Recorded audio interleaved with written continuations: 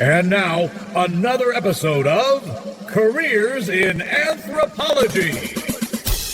I'm an associate archaeologist at Chronicles Heritage, which is an international CRM firm. But I'm working on Michigan stuff, which is where I'm from, so I'm really lucky in that regard. Yeah, so right now, day to day, I'm actually working on cataloging materials for the Detroit trenching project that we have been doing in North Corktown for several years. And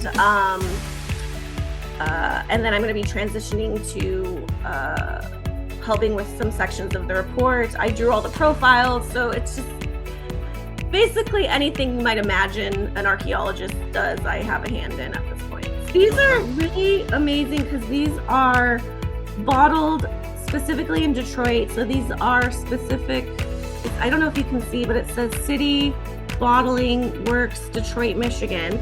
So this one is from the late 1880s. But what's exciting about the project that we're doing, what I personally think as a Michigan native, is that a lot of these are Detroit-specific businesses, and you can get a lot of information from the maker's marks. This one I think came from New York City or something like that, the company, but that's also what we do, is we trace where, these things came from. I had networked my way into the Anthropology Museum at U of M in Ann Arbor because I had internships that had given me the archaeological skills. And so that's the other thing, is that once you get a skill set that's kind of niche, then you can offer that up to somebody. So archaeology is one of the subfields of anthropology. So I feel like everything I do is anthropology in that regard. But also just the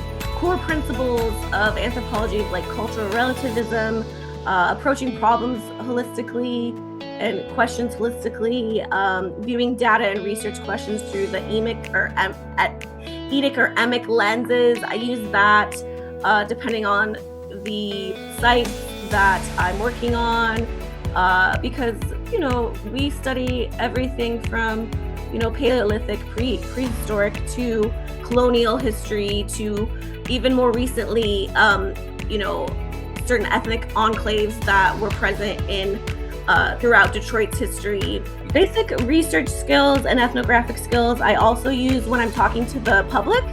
So a lot of times when you're in the field, people will see you out there looking weird with a screen and a shovel, and they'll be like, "What are you doing?"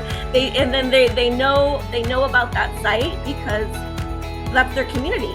A lot of times their grandparents hunted there or camped there or lived there or made maple syrup there, or whatever the case may be in Michigan, and then they'll have something useful or interesting that we may want to include in the record. So those are some skills that I also used that I got at UM-Dearborn.